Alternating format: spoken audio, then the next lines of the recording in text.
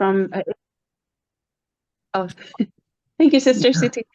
Alhamdulillah, yeah, it was a very successful event that Sister Rahila had led.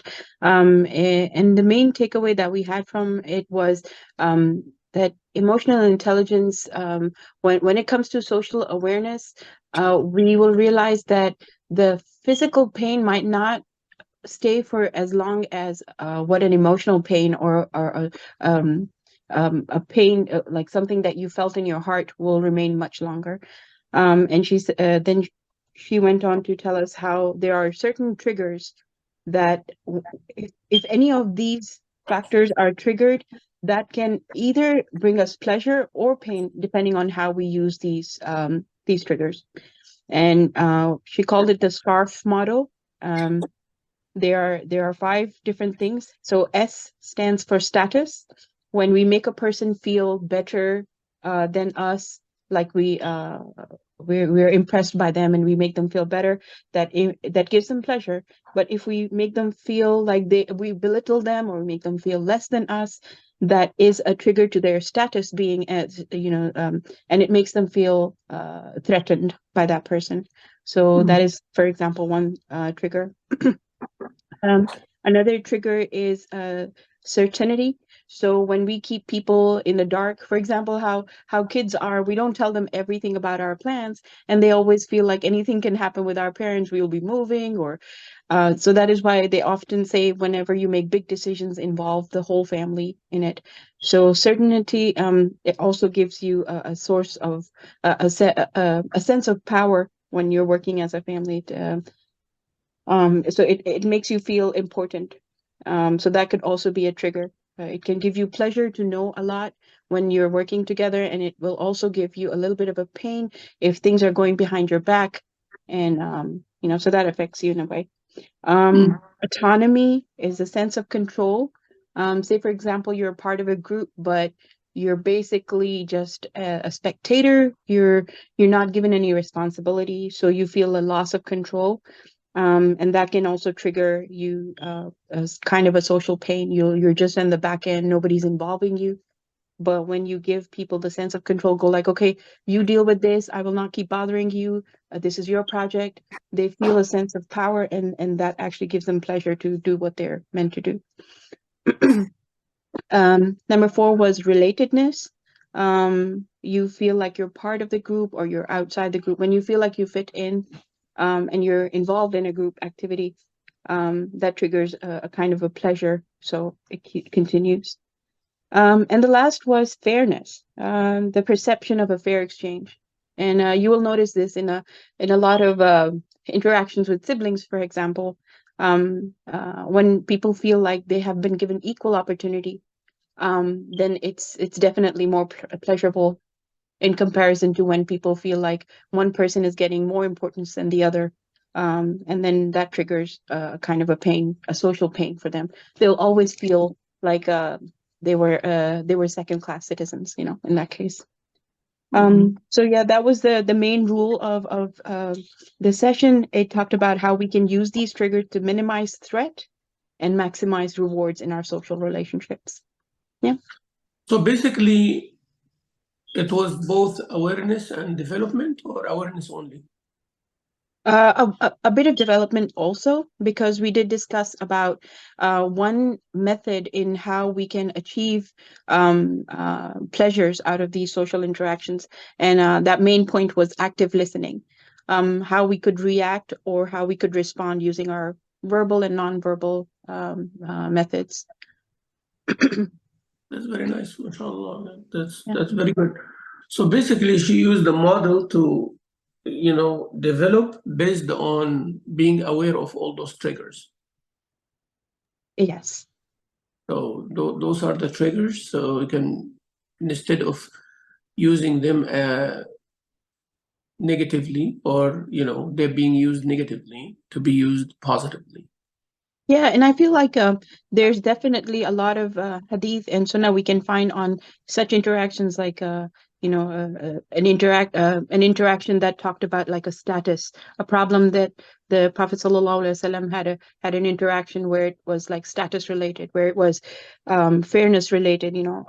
Each one of them, mashallah, I believe there will be definitely a lot to learn from.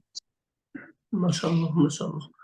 Very good. I'm very happy that you could relate to it based on the information that we've been studying about our personal awareness and the development, and then now social awareness and development. And that's how programs should interact, like one workshop is going on with a mentorship course, and then there's a halqa that the sisters doing to implement these things.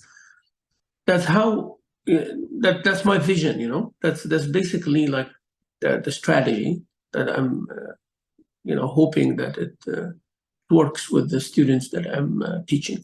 So you are taking the ideas that we discuss in the class, and then when you see a workshop like that, you know exactly how to benefit from it. Then later on, your own work in the community would reflect what you studied and what you got trained for. So inshallah, I hope that this process stays with you, so the sisters of this class, this process here. So we study critical thinking, we study different topics. I'm mentoring you to do that, and then you get a seminar or a workshop, or you read an article, or you come across some beneficial literature and material. You relate it to what we study here in this class, and then you go do it or manifest that or reflect that in a project that you do. Exactly like Boy Scouts, and Girl Scouts and all that. So you learn from nature how to develop yourself, and then you have to present a project for your graduation or something for the community. So I want that process, those 3 step, this 3-step process will be present in your head. We are getting mentored in this class, so we benefit from whatever courses and materials and literature and information and books that we come across, and then what we give back to the community, our children, our spouses, our neighbors, and the community and the ummah at large.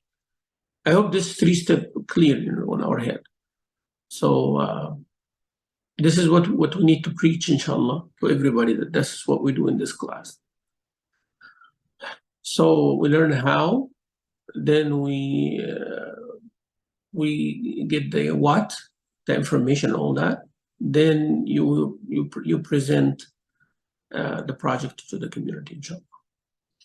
So that said, based on what we learned about social awareness and the class or the workshop or the event that Sister Rahila made, how can we relate this and we can see it in the Quran and in the Sunnah? The best way to look at it are existing models, like an interaction. So if we're talking about social awareness and we talk about this scarf model, so you look at the Quran and see if these elements or those components or those triggers were there in the Quran. The best to learn from are the prophets when they're sent to their people. So there is a relationship. So look at the story of Musa and Fir'aun. As long as Musa alayhi salam was the child who was raised in the palace of Fir'aun and all of that, that's all right. It was okay. Because, Fir'aun feel the sense of, there's no threat at all. His status is not threatened. All of those triggers were there in place. The minute Musa alayhi salam comes to tell him that your belief system is wrong, So now Fir'aun's status was threatened. So what was his reaction? He said, you and your brother coming here to change the belief of the people so you can have authority in the land. No? وتكون لكم الكبرياء في الأرض وما نحن لكم بمؤمنين أجئتنا لتلفتنا عما وجدنا عليه آباءنا وتكون لكم الكبرياء في الأرض وما نحن لكم بمؤمنين. So he told them, oh Musa, you and your brother, you came to move us from the direction of our forefathers, like our traditions and the cultures of our forefathers. That's number one. This is what you are here for. It's a threat, threatening their belief system, their culture, their traditions. Okay? وَتَكُونَ لَكُمُ الْكِبْرِيَاءُ فِي الْأَرْضِ. You want authority. You want autonomy in the land. You want to be powerful. So that's a threat to his status and his position. Fir'aun's status and position. What is the result? وَمَا نَحْنُ لَكُمْ بِمُؤْمِنِينَ. We're not going to believe in you. We're not going to follow you. So that's what happened. So Musa alayhi salam is coming to them to guide them, but because there was a shaking to the system, the existing system, they refused. Rasul Muhammad sallallahu alayhi wa sallam came to the people of Mecca. As long as he did not threaten their status, did not touch these triggers in the scarf model, they were okay. He's al-Amin, he's a Sadiq, he's the truthful, okay? He's aware of everything around him, and he's dealing with this culture. So he's not sharing with them their practices, this adultery and drinking and worshipping idols. He never shared with them. He's socially aware. He knows exactly what it is. But as long as it is his personal choice, nobody cared. He's actually very good. He's not doing all these things that we do. That means he's good, right? But when the threat came directly to their tradition and culture and status and business and economy and the politics, so basically it's the same thing. So you see that in all the prophets of Allah. Also, if you look at it from another perspective, like the way the prophet come to his people, he come to his people because he is the most socially aware person among them. He is like a brother to them. He's from the middle tribe. He is honored with a good reputation and all of that. And he speaks their language. He knows everything. He's very socially aware, supported by the revelation of Allah. And he comes to them and basically specify exactly the problem that they have. What is this people problem that they have? They're arrogant and they look down upon others, and they have this social bias and all this class,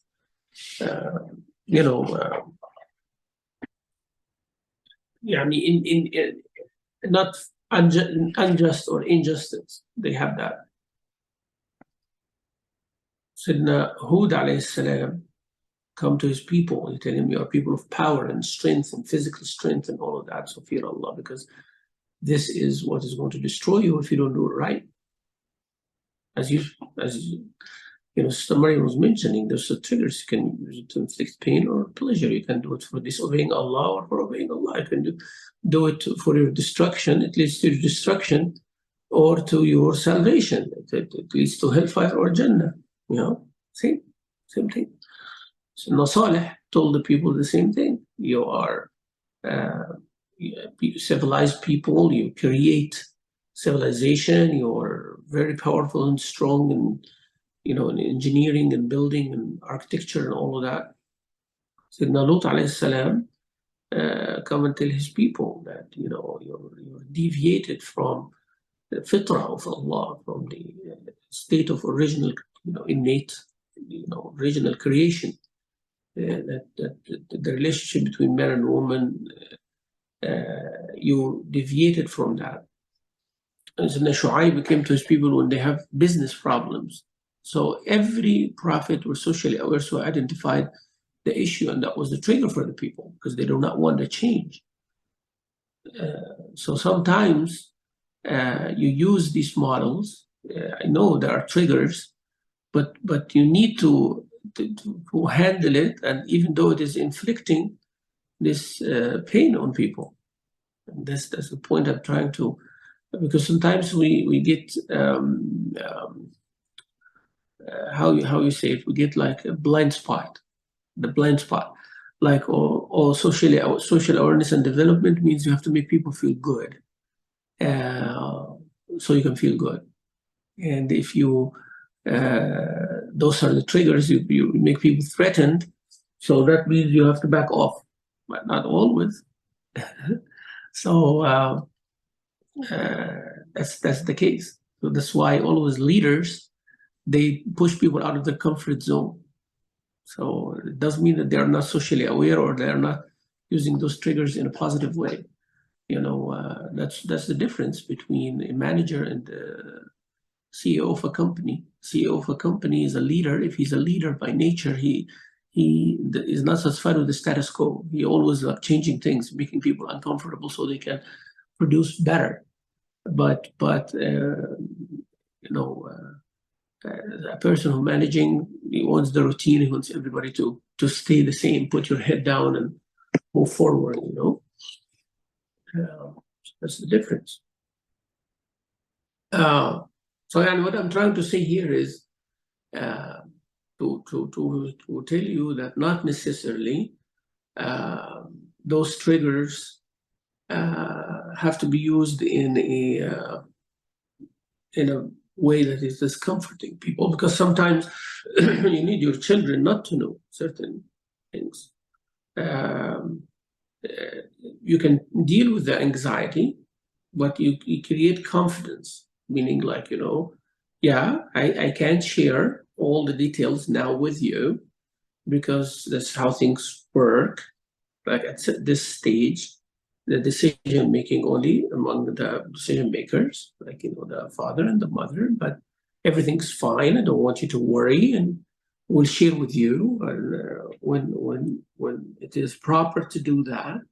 So you have to create that sense of trust. It's not like because people around me will not feel they feel threatened by my presence, then they have to do certain things and become passive so they don't know. It is not like that.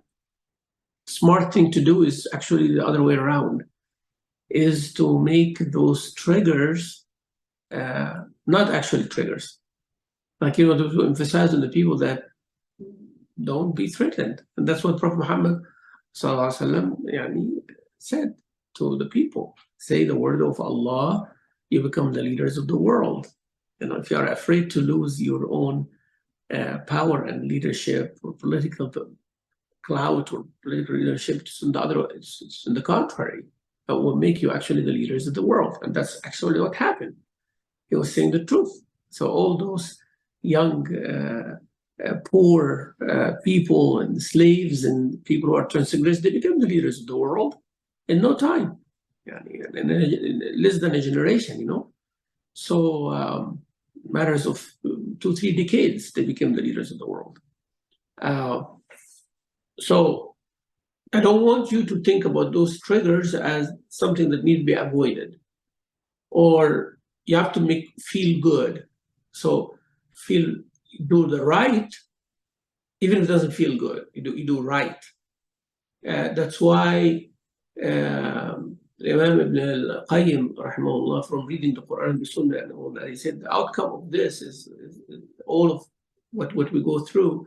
He says that stay on the right path and don't be disheartened by how little is the number, how small is the number of people with you. So stay on the right path, even though there are few people only there, and don't be disheartened by that less number.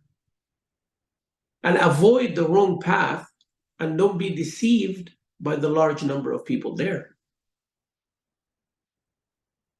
So stay on the right path, even if you are by yourself, and avoid the wrong path, even if everybody's there. So everybody likes you because you are rubbing their ego and you are very sensitive to their triggers and everything. Okay? So, and another way that you are doing the right thing. So don't be deceived by that. You are doing the right thing and it is causing all issues. So don't confuse that, those triggers have to be used in a certain way and what is right and wrong. We do not compromise what is right and wrong, because people will use this social awareness and everything like with the status quo, like whatever is happening, whatever deviations are there, whatever wrong is there, you have to recognize it and respect it as another opinion, and don't do anything with it, and eventually going to be endorsing it. Even if you're not endorsing it, it's going to become a problem because you're not saying anything about it. So now you are the ones that do, you need social awareness. So social awareness and development does not mean that you're not doing anything, or you recognize what is happening and you identify it. You identify it through the lens of Islam, humanity and Islam and goodness and all of that. Those lenses are there, are needed. But to identify what is right and what is wrong, and then what you're going to do about it, that's part of your social development. You have to have a stance, and that's why you see around you. The freedom of opinion is not one-sided. Freedom of opinion is two-way traffic. So if you're free to state your opinion, and I'm free to agree or disagree with it, you have to know that. But if you say it's freedom of opinion to do everything I want, and I don't want anybody to say anything against it, that's not freedom of opinion. So it's freedom of opinion for you. That's actually dictatorship. Like when you say that, I wanted to say this, I want to do this, I want to have the right to do such and such, and nobody has the right except to support me. And you don't have a choice except to support me and endorse me and accept me for whoever I am. That's dictatorship. So what did we do? What new did we come up with? What is new that we came up with in this situation here? Nothing new. Actually, it is worse than a dictator who says nobody say anything. That's worse. Because when people do not say anything, at least they don't say. You do not hear good or bad, and there is a method that everybody going according to, which is not good, but at least there is a state of stability. And I don't like it, but it's a state of stability. Nobody's saying anything except what they are told to say or not to say. Close, finish. Dictatorship, bad, yeah, but the outcome of this is, if you look at it from the positive side, is like bad side is that people not expressing, people not exchanging opinions. There is no culture and literature and all of that, but people are living, bad life, but they are living the dictatorship. No fights, nothing. So people are afraid, yes, but it's going. So now we say everybody's free. Complete opposite. To say whatever they want. What's going to happen? Chaos. People saying that they say the opposite and they shout and they raise their voice against each other because this is the nature of human. This is the human nature. That you want to be a dictator. You want your opinion to be the opinion. Normally, that's the case.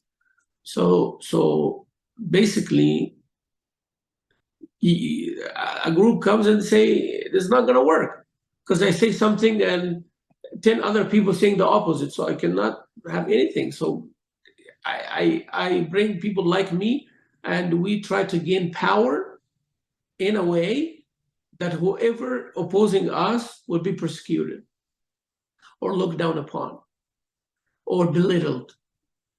You see now? That's exactly what the dictator used to do before. Anybody who opposes me would be belittled, persecuted, and harmed, and all of that. So now a minority group comes up and they gain power and clout and politics and money and all of that. And they say that whoever say anything about us will be persecuted. So what did we produce here? Worse.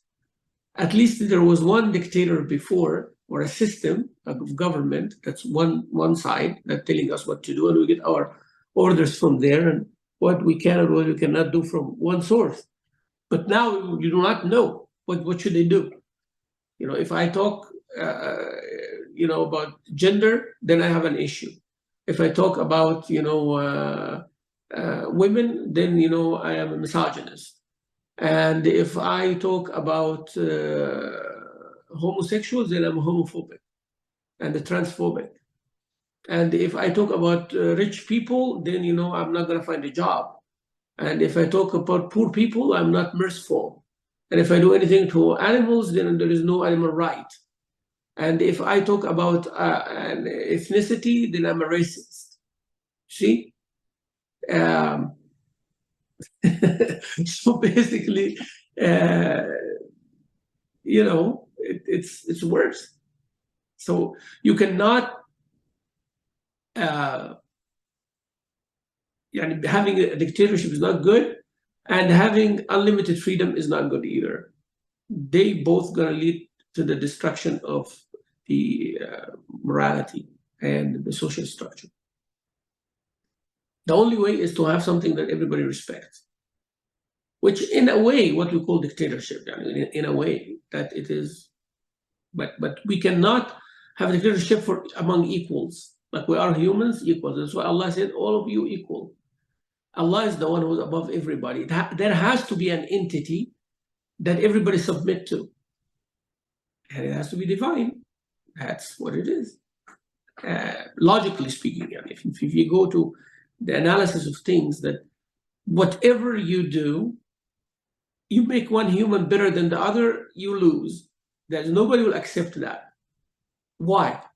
Whenever they have a chance, like, I want to be there. I don't want to listen to that. Even your own children, why? Why I have to? Because we are human. They see you as a human, another human. Whatever you have is just a position. Like you are just being a father, that's why I have authority over me. You're being a teacher, that's why I have authority over you in the class. You're being a manager, that's it. But if I'm in your place, I'm not going to allow you to do that. And you will not be doing that. You see? So that's why it's always like this. So that's come from above. There has to be an entity that above us all. That's why all humans, they stand weak and helpless in front of a hurricane, for example, or an earthquake, or a natural disaster or calamity. What people do? Helpless. When the family loses a dear one, there's something they cannot control. Somebody died in the family. They cannot control. You find all of them like sad. They share. So they all relate to it. Because it's beyond their, nobody can do anything about it. And that's when everybody become in line, Like when that's what religion is. And that's why the shaitan comes and said, reject religion, because it will control you. Well, fine, that control actually is good. That control is actually good, because that control is not coming from another human. Even the messenger or the prophet, he's a messenger carrying a message. So one of us is carrying a message. From where? From the entity that there is no other entity equal to it or even close. That's it. So we submit. وَبِذَلِكَ أُمِرْتُ وَأَنَا أَوَّلُ الْمُسْلِمِينَ. I submit to Allah.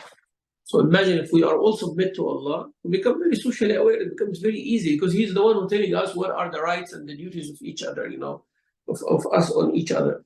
He's the one telling us that, subhanahu wa ta'ala. Then we don't have an issue. Issues come whenever we compare ourselves to each other. That is when issues happen. Why he's like that? Why she's like that? Not me. Who are you to tell me this and that? And the only way we listen to each other is based on positions. Like, you are older than me, that's why. You are my manager, that's why. That's where Islam tell us, Allah saying, yes, if he's older, you respect. If his husband has the duties, if she's the wife, those are the rights. If that throws everything for us. You said, Sami'na wa ata'na, Allah, we hear and we obey. This is better now. I feel better now, because it's not coming from anyone else. like it's coming from him, subhanahu wa ta'ala. Do you believe in him? Yeah, so he's the one who told us how to deal with each other. I did not draw the plan. I did not make the constitution. I did not do the orders. I did not prohibit or allow. He's the one. See? That's why the biggest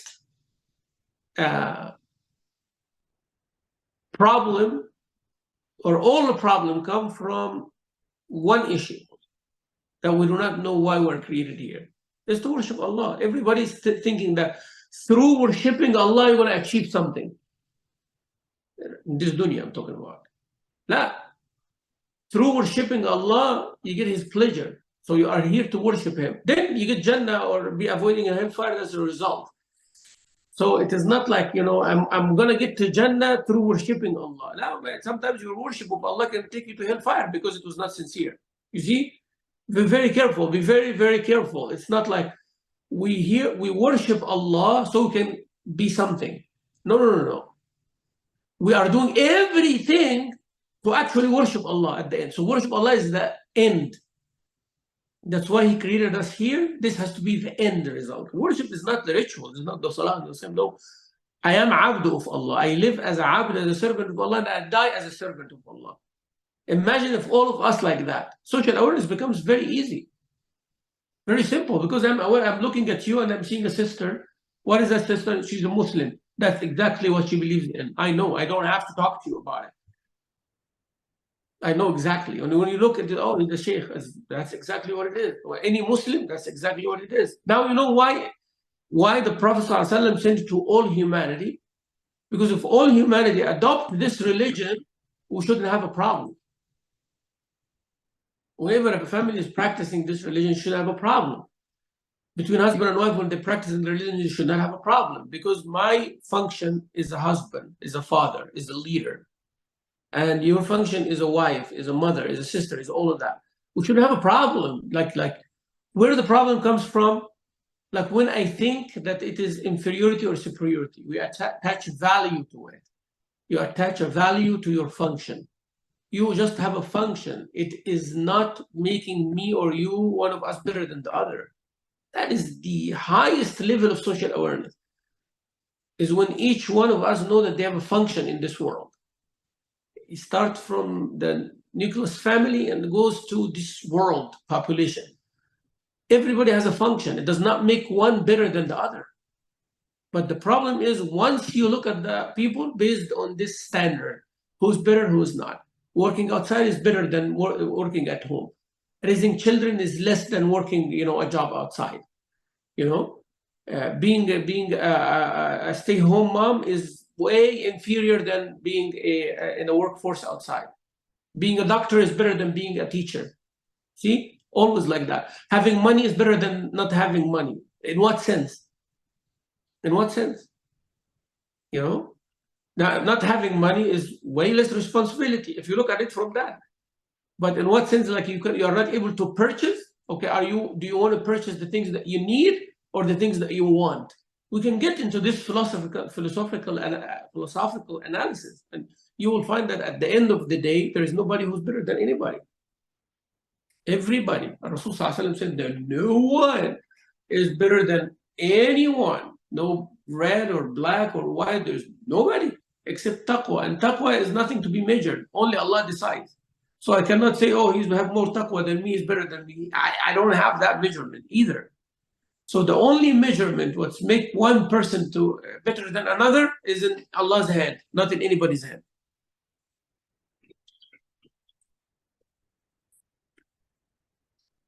So basically, when you read the Quran and you read the Sunnah of Rasul sallallahu alayhi wa sallam, then you find this social awareness in the purest and the best of formats. So I don't want you to be sidetracked by thinking in a tunnel vision that, I'm socially aware of people's triggers, so I'm going to avoid those triggers or use them to make everybody feel good about me. What do you mean by that? They are doing wrong, right? And you tell them that this is wrong. Now you are a threat to their authority, for example. Are you going to back off, or what are you going to do? So social awareness does not mean passivity. It means being positive, knowing exactly what to do, what is right, and when to do it, how to do it, where to do it, using the right time, and all of that. That's why you'll find always the people are leaders. Like, I mean, prophets are leaders. Leaders are the ones who actually change the world. And not necessarily by making people feel good. Actually, the deen of Islam is to take you out of a comfort zone emotionally and psychologically and physically and mentally. It's always challenging. It's always asking you to look and ask questions and all of that, not to be, I don't want to be disturbed, and, you know, you're stepping and, crossing boundaries and all of these kind of things. No. Social awareness means you are aware. Then social development is what to do, when to do, how to do it, where to do it. Yeah, that's the wisdom, and that's the hikmah. Any comment on this, or any question on this so far? I need your interaction, this part here.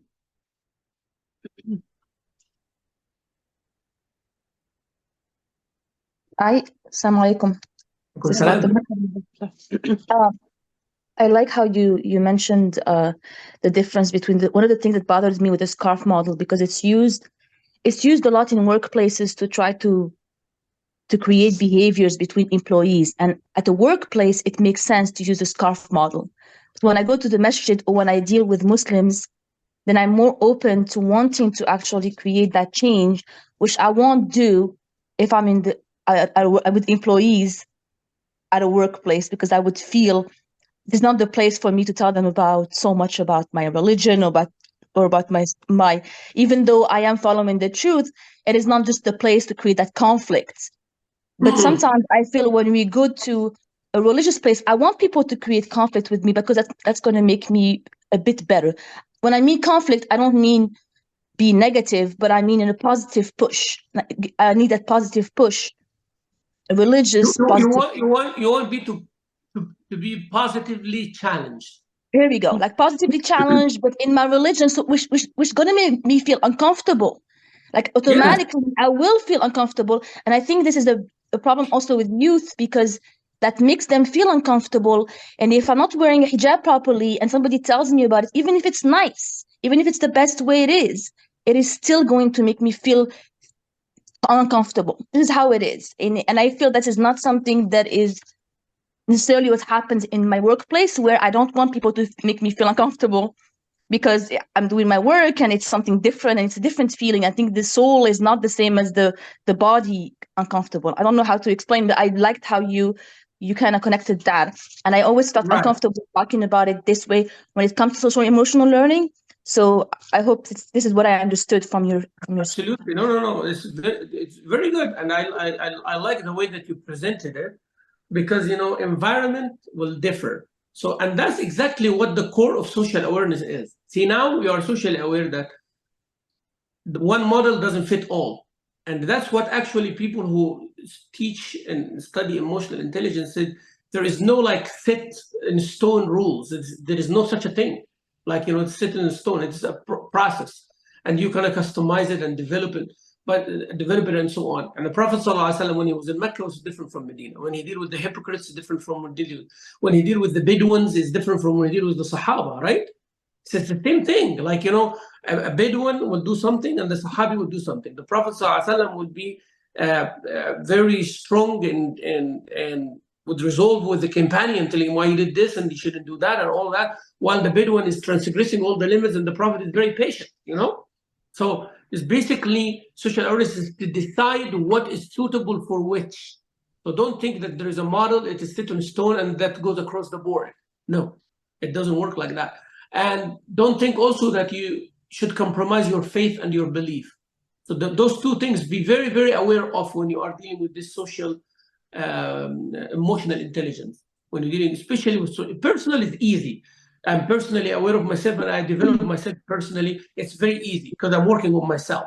But now with the relationship with people, now it's kind of like unlimited possibilities, because I'm not dealing with one person. I'm dealing with thousands, 10,000s, hundreds of thousands of people through the traffic, through this directly and indirectly, and 2-3 layers further from me, I'm still dealing with them somehow. Like you go buy the grocery, you are dealing actually with the farmer who planted that tomato.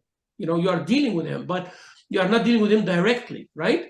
Because by picking up that tomato, you're affecting that. So there is a relationship between you and hundreds of thousands of people, if not millions of people, whether you're aware or not, that creates a bigger challenge. But when I'm dealing with myself only, it's easier.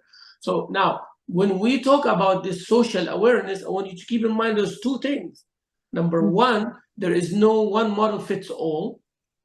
Number two, you never compromise the set-in-stone beliefs. Those are your convictions. They cannot be changed. They cannot be compromised. There is no way in the world that I will say homosexuality is okay. It's not going to happen. Period. That's before we talk about anything. My belief, this practice is haram. Homosexuality is a deviation. It's a disorder. It's a deviation. Whatever you call it, it's a deviation. I'm not saying that it is haram to think like this or believe like that. No, acting upon it, preaching it, making a relationship based on that, I cannot accept it. Why? Because there is a set in stone belief that's saying to me, coming from divine, that doing this, acting upon it, having that relationship is haram. So it's period. So how I'm going to become socially aware according to these models with that person? It's not going to work. You cannot say that all these business models, they are okay for me, while I'm seeing people are being abused and used and transgressed, and people are devoured and destroyed by this advertisement and media machine that making a human being a consumer, or making a human being is the consumed, actually, not the consumer. Like we passed that level already. We are not consumers anymore. We are the product itself. People are selling us left and right to each other. We're being sold, in this market. That's it. You're being sold. You are the one that everyone is targeting for your money, for your health, for your mind, for your vision, for everything. Everybody's like, want a piece of you, day and night. You are the one in the market. And subhanAllah, Allah, you'd be surprised that the Prophet ﷺ said that's exactly what happens with Allah every day. You sell yourself to Allah, you're free from everybody. You do not sell yourself to Allah, khalas, you are going to be the slave of everything. And it is happening right now. That's why those companions of the Prophet ﷺ did not compromise. They were free. They were slaves to a human being and all that, but they were free from any type of servitude, except to Allah subhanahu wa ta'ala. So the Prophet ﷺ said, everybody's selling themselves in the morning. One frees himself because you sold to Allah. I'm sold to Allah, and nobody else can purchase me. So basically, you cannot compromise. So I'm socially aware, yes, but all those models and everything. So no compromising for faith and belief system and your convictions, you do never compromise. It's not going to work. So now people who can say, oh, you are not socially aware, oh, you are not good.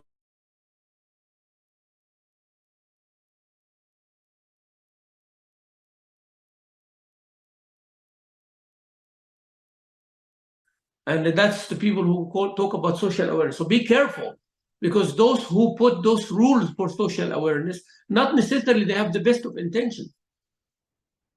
The people who are teaching emotional intelligence and personal development and all that, people in academia don't think always that they have the best of intentions and wow, they want the best for humanity. No, the only one who knows the best for humanity is Allah Azza wa Jalla. And we talk to Allah, and Allah talk to us through His messengers, and that's it. That's it for me as a Muslim who believes in Allah as the source of everything. So you can tell me, yes, this matches with what I believe. That's why I like it. It's good, and I can even improve it and develop it. Because our religion wants everything good that leads to good, that brings good, that the fruit is good. It becomes Islamic right away. Like whatever good for humanity is Islamic. Whatever bad for humanity or deviating from the human system that the human lived on for all this time. Anybody deviate from that is a deviation. That's it. There is difference between development and enhancement and deviation. Deviation from thing. People have disorders recognized now as people wanted to change what humans believed thousands of years or millions of years, according to archaeologists and all of that, want to change it and be recognized. No. So basically, be aware of these two things, that not one size fits all, and you do not compromise your faith and belief when you are talking about social intelligence, emotional intelligence and social development. Yes. I just want to add, I mean, it really makes sense now, because if you don't have a strong personality, which you are convicted in your identity, if you're not convinced about your identity, it becomes very hard to be socially aware. But once you are firm on your identity, you're self-aware, the next step is easy. That's why we said at the beginning, social awareness will not happen to a person who is not personally aware. You have to know who you are. Otherwise, yeah, I'm socially aware. Oh, I like this. Oh, I like that. Who am I?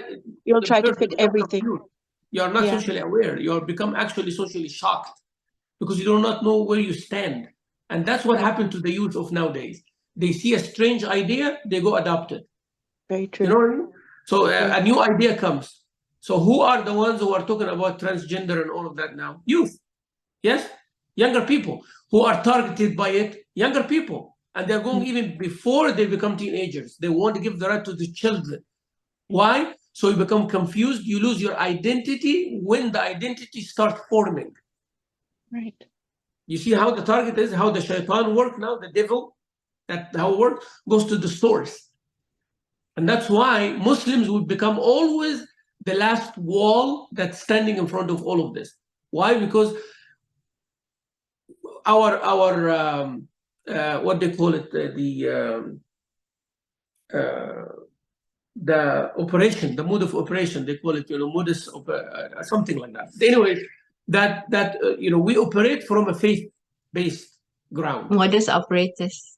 Yes, modus operandus. Like ours is like mode of operation, and the source of thing, the ground we're standing on, all coming from the same. Like where I get my teaching is the same place that tells me what my plan should be and what my goal should be. So it's actually set for me. So that's why you are the last wall in front of any of those. Anybody wake up in the morning, I feel like that, let me preach it. And you'll find people behind you. If some people come tomorrow and they say, I found some benefits in eating dirt, you'll find some people who will eat dirt, Some people just, because it's a crazy idea, let me do it. They might agree with you, they might disagree with you, but they will do it. But in Islam, it tells us not everything in front of you, you have to try it to believe or disbelieve in it, right? So basically, Muslims would be the last one standing. Why? Because our identity is faith identity, faith-based identity. Our identity is based on our relationship with our Creator, right? So that's why the attack comes from there is no Creator, there is no God. It comes from do not respect the family, do not respect the thing. You have to believe only on yourself, and so on and so forth. So then they strip you from all of those tools and all of those layers of protection. So you have no identity. Our children have no identity. Then they can do whatever they want.